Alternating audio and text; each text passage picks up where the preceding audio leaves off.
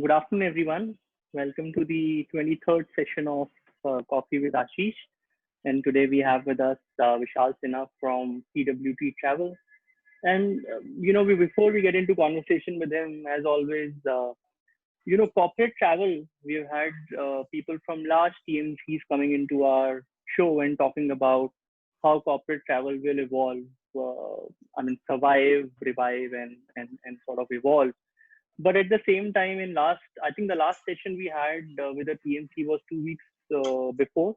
And until then, the flights were still getting into the operational mode. But now, as we know, the momentum has started globally as well as in India. The offices are opening at full capacity now. So that's starting to roll in trigger some changes.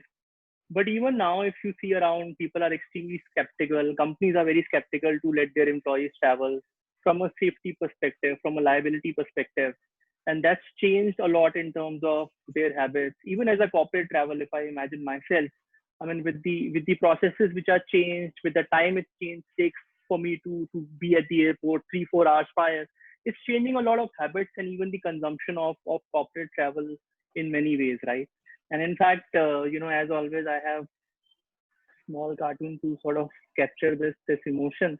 And I've been seeing these. So on the left, if you see the pilot is saying that somebody sneezed, so good luck, and he's left. And on the right, these are some of the actual images where people are actually being so skeptical, and they're actually covering themselves to avoid any unforeseen situation. So obviously these are extreme situations, but that's the kind of paranoia which exists now in the mind of even a corporate traveler. I know so many companies in which employees are asking for additional insurance for not only them but their family members if they have to travel even for work. So those kind of challenges are unprecedented for companies, and that's translated to even large TMCs like CWT. And CWT, and I must confess this, Vishal, even I had a very limited understanding of CWT and its origin, which I'm sure many of our viewers would also have. But if you go into a little bit of history, you will find that the basic history of CWT dates back to even 1872, when Georges Nagelmacher, he founded one part of this entity, which was Wagonlies, which translates into sort of sleeping cars, and that was putting sleeping compartments in the train, and that actually led to starting of Orient Express back in the early 1900s. And a network of Wagonlies was then started in Europe by 1910 and 1920s. And in US, so this was happening in Europe, and parallelly in US, you know, in many ways, I think US first travel agency, which was called Ask Mr. Foster Travel, that began, and it was started as a souvenir shop in Florida. And by early 1900s, he became Mr. Foster, and I would take the analogy for Ashish. He became somebody like Ashish, who was like the go-to man for anybody who wanted any advice or support in the travel, not only for transactions. So that was the legacy of Mr. Foster. And he started publishing guides and setting up the concept of foster girls, which used to be the travel consultant in the erstwhile times. And after so many changes, M&As, consolidations, finally in late 90s, the company became Council McGinley, and now they have again rebranded to become CWT. So it's a rich heritage that goes behind this company, which we all know and love and admire. But I thought it's really interesting to know where they come from. And Vishal, obviously, our guest today, he's the Chief Executive Officer of CWT India, and he's also part of the CWT's Asia Pacific leadership team. And CWT in India has 6 offices, and they employ over 1,200 people, delivering exceptional customer service in all size segments and sizes of corporate market. And they have more than 250 odd corporate clients in India. And Vishal is the go-to man for last 3 years to scale up the CWT story in India and to bring it to a point where it is today. And prior to joining CWT, Vishal was also the Chief Operating Officer for TUI India, where he was responsible for growth of business in the Indian region. And he's also spent a significant amount of time before TUI in Japan as regional general manager at British Airways, and he has held various leadership and management roles in India, UAE, Hong Kong, and China. So he's well traveled himself, and he comes in, and although he looks very young, but he's in many ways also a veteran in the industry with significant years of experience over different companies. So with this, a very warm welcome to you, Vishal, to our show. And I'm going to hand it over to you, Ashish, to have a conversation with Vishal while I sit back and enjoy my coffee. Thanks, Karthik. Thanks for the great introduction. And I think you made my day by saying he looks very young. So that's definitely a compliment. So as we are heading into the weekend, it makes me feel really good. So thanks for that compliment. But yes, I've been in the industry for fairly long. I've spent 21 years. And thanks also for giving the introduction to CWT and the rich with history which we have. And I'll probably talk more about it during our session if any question comes in, I can cover the bits in terms of the history of CWT. So thanks for inviting me for the pleasure catch-up. Thank you. Yeah. So Vishal, how's your coffee? Great. And for people who know me, I am never without a cup of tea or coffee in the office. Yes, that's correct. So suddenly we have this phase known as the COVID world. So what's the future of travel in this world, in the so-called COVID world? That's an absolutely brilliant question, Ashish. At times you sort of wish that you had a crystal ball to look into and say, this is what the future of travel is going to be. And as I said just a minute ago, I've spent 21 years in the industry, and we have had events, we have had problems, we have had issues, we have had challenges. We have had September 11th, we have had the global economic recession, we had SARS, we had tsunami, we had terrorist attacks. So there were loads of stuff which has affected travel. But when I look at COVID-19, right, COVID-19 is probably a combination of everything combined together, plus some more, right? In terms of the scale, right from a health point of view to the economic crisis point of view, it has been massive, right? I think it's been unprecedented in terms of the scale. Apart from the scale, it's also the psychological impact it has had on people and the wide dimension it has had. That has probably been one of the biggest challenges we have seen in COVID. However, saying that, I would probably be very quick to say that travel by itself is very resilient. People cannot do without travel. And I'll quote an example with you. When September 11th happened, I was working with British Airways. And one of the things which we saw in BA was the fact that there was a sharp drop in terms of business travel after September 11th. BA joined hands with Harvard Business Review, Harvard University, to be able to look at the bits in terms of face-to-face interaction, the importance of face-to-face meetings. And what came out at that point of time was that it was really important to have a face-to-face meeting. There's a lot of value in terms of a personalized face-to-face meeting. 18 years later, we did a similar survey, right? When I was with CWT, right, in 2018, survey with CWT and a recruitment agency called Ambition, based in Singapore. We interviewed close to 1,100 business travelers. 85% of them said that face-to-face meeting is very important.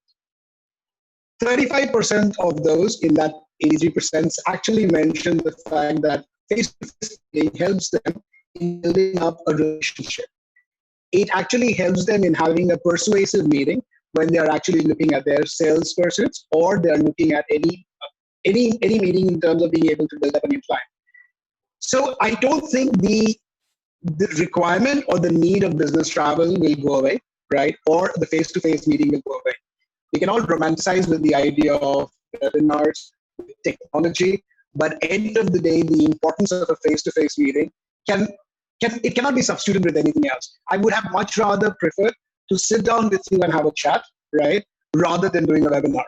So that bit would never go away. You would definitely want to be with people.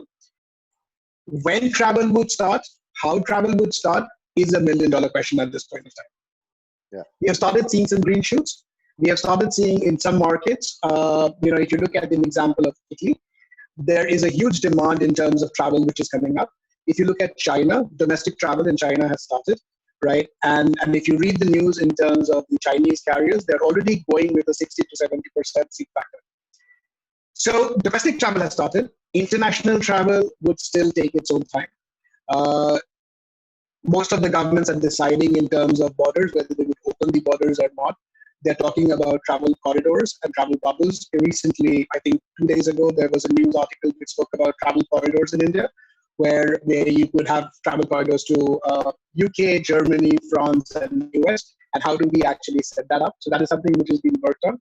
So future of travel, from my point of view, I feel travel would start, right, as soon as people start feeling safe. One of the challenges which we have over here is the fact that people are a bit scared of traveling at this point in time. And I think there are loads of myths around, loads of stuff in terms of do this, as Karthik shared a couple of cartoons which spoke about the fact that you sneeze and people get worried. One of the things which I would want to say, and I was speaking to a friend of mine who works with Airbus, and I think it is very important for us to be able to make people understand how safe it is to travel in an air, how safe it is to be in an aircraft. Firstly, the quality of air at 30,000 feet is much better than what it's at ground level. Most of our aircrafts are actually equipped with something known as a HEPA filter, which is normally used in operation theaters, right, which cleans the air in an aircraft every 3 minutes. And one of the things which I did not know, and I got to know, was the fact that air in an aircraft flows from top to bottom. It doesn't flow sideways. Right. So it flows from top to bottom, plus gets recirculated every 3 minutes. So the quality of air which is there is much better than the quality of air at the ground. Plus the mask, the shields which you wear makes you feel very, at least it makes me feel very secure. Plus all the arrangements which has been done at the airport, right, is there to make sure that we are all safe.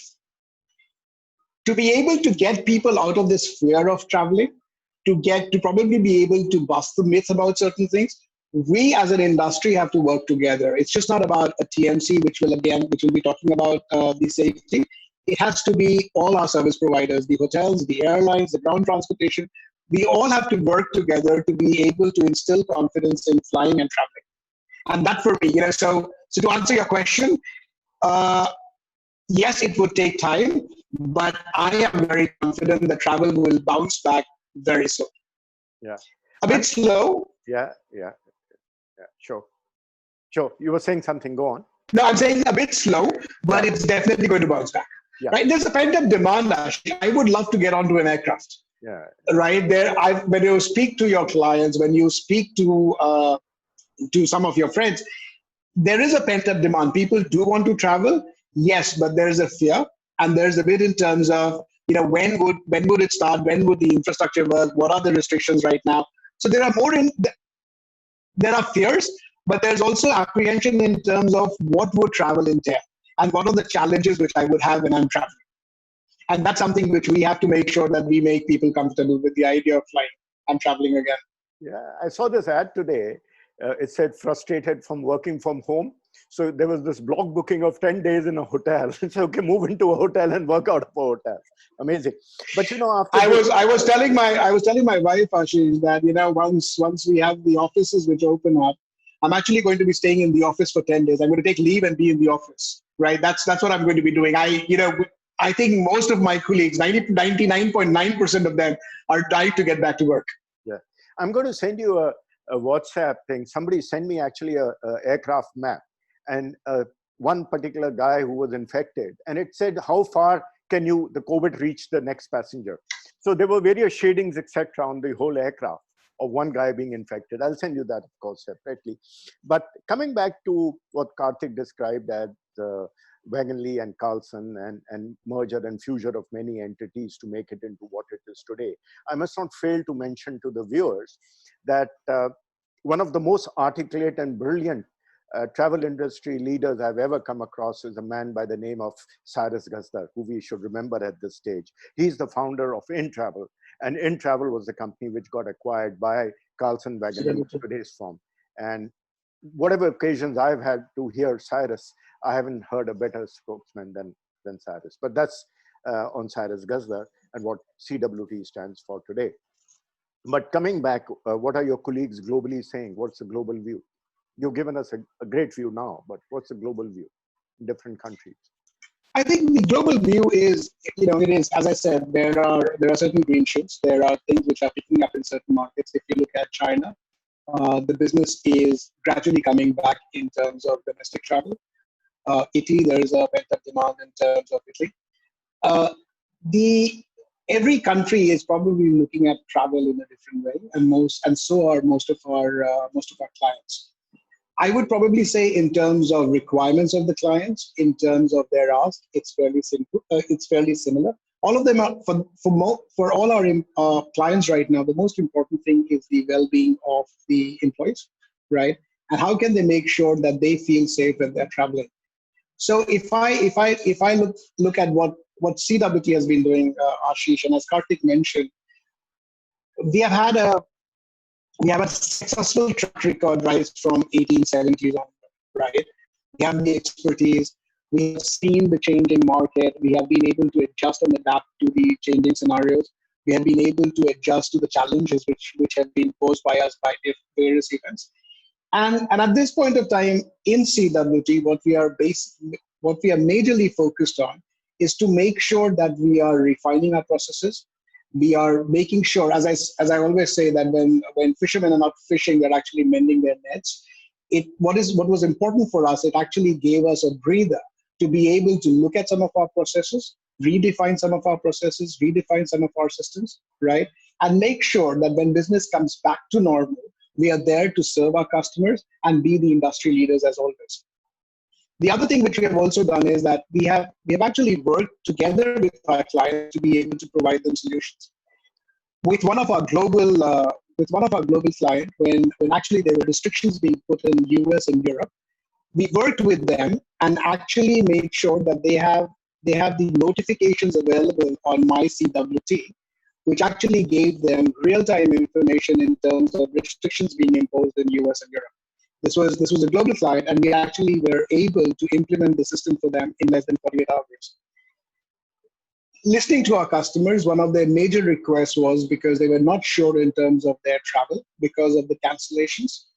We actually implemented a cancellation mechanism in our booking tool, which helped them to cancel cancel their bookings with one touch, right? So it was basically making sure that the cancellation functionality was operational in our tool ASAP, and that was done within a couple of days.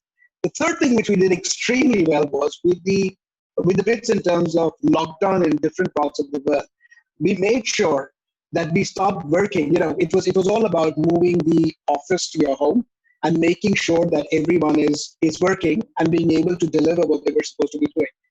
The challenge was more in terms of the travel counselors, right? For us, we were used to be working from home, but for the travel counselors, we were working from the offices to be able to make sure that we are organizing a process for them to be able to access their desktop securely. Was something which was done within a period of 4 weeks globally. In India, I would say our travel counselor teams, which were probably functional from day 2, right? The minute we had a lockdown, from the next day onwards, I think day 1, they were actually operational and they were serving all our customers. So globally, yes, I think we are working on loads of stuff. We are working on technology, and wherever investments need to be made, we're still making the investments as I said, to make sure that we are there, ready to serve our customers when they come back. Right. So have you identified top priorities for your own corporates, and how are you looking to support them? Absolutely. I think one of the things which we are looking at is the bits in terms of technology. The other thing which we are hearing from all our clients is the need to consolidate their travel program.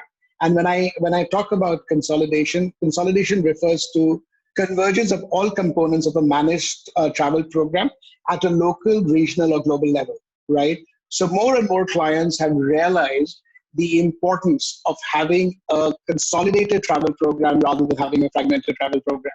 And we are making sure that we have all the data points, we have all the tools available to help them create a consolidated program. Right. So you think the crisis is actually presenting an opportunity to to be more organized in a corporate travel management as well? I would completely agree with you, Ashish. From my point of view, crisis always provides an opportunity for you to be able to improve your services, and I think that is where the whole concept of resilience and anti-fragile comes in. Is the bits in terms of how do you make sure that you come out stronger and better after a crisis. And as you rightly said, people have understood and realized the need of making the change now, right?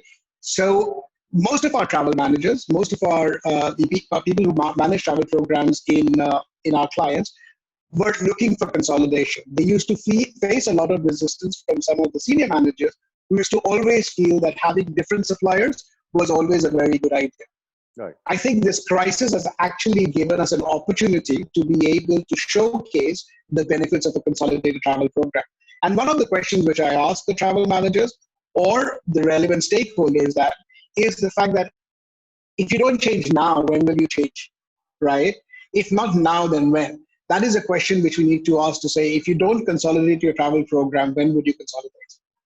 Yeah, it's always amazed me to see in a corporate, 2 people doing hotel bookings, 2 people doing transportation bookings, 3 people doing the corporate, the air ticketing bookings. And it's been indeed a very fragmented. So when they start planning to travel now, what should the companies be doing and their employees adapting? As per A couple of things, Ashish. For us, the most important thing, as I said, is for the employees to feel safe when they're traveling. I think that is the single biggest challenge. How do we make sure that people feel safe when they're traveling? And one of the things which we need to do is, as a TMC, right, we need to be able to provide a platform where we are getting our suppliers together to be able to make sure that our customers understand that it's fine, it's okay to travel, it's fine to travel, and it's safe to travel. There are loads of information which is available to the customers at this point of time. And what it does is it actually creates a bit of a confusion around the information there. What we have done in CWT globally is that we have created customer microsites where we are making sure that all the information is available to all our travelers, right? In CWT, our focus is on B2B for E. It's basically business to business for employees. We need to make sure that end of the day, the traveler, the employee of our client is happy and is well informed in terms of travel, and that's what we are doing. We're making sure that people understand when they are traveling. You know, when you sort of do a reset or a restart for travel, as you may call it, they need to understand what is available at this point of time. What are the requirements, right? Even for domestic travel, are there requirements from a particular state? That keeps on changing. How do we make sure that we are informing our customers in terms of what are the challenges which they can face, if there are any, right? And what are the things which they need to be mindful of? And that is something which and all our travel counselors are spending a lot more time now with the clients in making sure that they make them understand what the requirements are and where do they actually find all the relevant information. Right. You know, even prior to COVID, consumerism was something which, I mean, I saw over a period of time the line between a corporate traveler and the needs of a normal consumer. And you obviously come from a 2E background, which was a very consumer-oriented company. You've been an aviation man, and of course a corporate. So I always saw the line was blurring. Corporate traveler started requiring almost the same kind of experience in his corporate travel as a normal consumer, if I may use the word. And somewhere I feel that post-COVID, this experiential kind of requirement will become more and more persuasive, if I may say the word. How do you react to this last question? It would be. I think end of the day, it is really important in terms of making sure that our clients understand, making them feel comfortable in terms of travel, making them feel safe when it comes to the bit in terms of travel. It was always the bit in terms of the employee experience. Yes, we were catering to the client, but end of the day, it was always keeping in mind the convenience of a traveler. When we talk about consolidating a travel program, when we talk about making sure that we put everything together, end of the day, it's all aimed towards making sure that the travelers are getting a seamless experience. That is what when you're putting in travel policies which are simpler to understand, when you're making sure that you're automating the travel policies and you're making sure you're giving them a tool which is easy to understand and make sure that you're making the bookings within a few clicks. That is something which is important. And that is all geared towards making sure that the customers understand. To your bits in terms of whether post-COVID it's going to change or not, Ashish, I personally feel yes, there would be 3 months of apprehension in terms of travel and loads of questions. When it comes to travel, I worked with an airline, with TUI, with CWT. People have fairly short memories, right? Within 3 months, people would forget what happened in terms of travel, and I hope they do in terms of what happened with the COVID experience also. But that need in terms of that personalized service, the need in terms of making sure that the tool understands what the requirement is, was there pre-COVID and is going to be there post-COVID too. And that's what we are working on. The thing which we are working with our teams is to make sure that we are giving a tool which understands the needs of the customers and the clients, right? And that is something which we have been working on. And that I think is there to stay, right? It was there before and it's going to stay even post-COVID. Right. Great. So I read the sign behind you, business doesn't stop. Absolutely, it doesn't stop. And as I said, we all move back to home to make sure that the business doesn't stop, and we are there to help our customers. Right. So with that, I move you to Karthik in case he has an audience question. And Vishal, it's been a pleasure having you. Thanks, Ashish. Thanks for inviting me. Vishal, and I mean, it was lovely listening to you in terms of how you are giving confidence to your customers. Which brings me to a small, it's more like a personal question. So, as you mentioned, you are doing a lot of work on technology right now, and like, how do you see the positioning of technology? I mean, one is sort of increasing the penetration of self-booking tools and making customers, as Ashish was mentioning, mirror the consumerization behavior of B2C.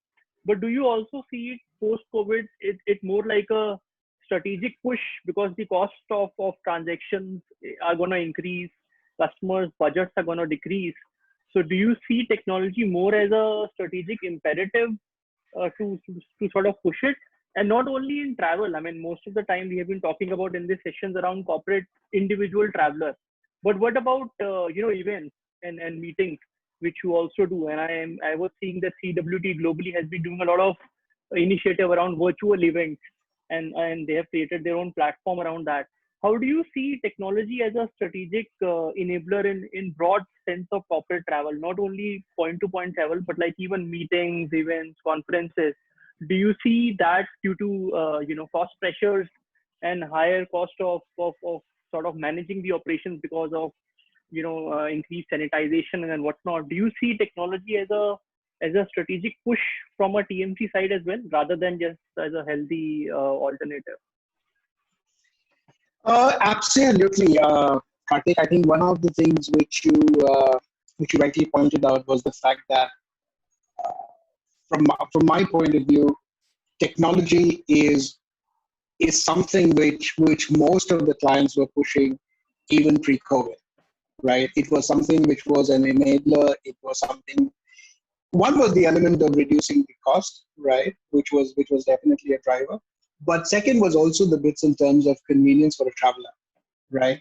And at times when I look at our business and I look at the banking sector, I would probably say, if you look at, say, 15 years ago, you would at least give your banker a call twice or thrice in a month to figure out whether the check has been cleared or not, whether the payments have been done or not. Gone are the days of calling a bank, right? I don't think in the last 6 years, since the time I've been back in India, I've ever called the bank for anything. It's basically the bits in terms of your mobile app or on the computer, right? That is something which is similar, which is happening with corporate travel. More and more corporates are looking at the bits in terms of being able to get an online booking tool with the functionality which they're looking at. All the travel policies, right? And as I said, as I was mentioning the bits in terms of simplifying corporate travel. Simplifying corporate travel doesn't necessarily mean consolidating it to one travel partner. It also means simplifying all your processes. And more companies are actually going in where they are simplifying the processes.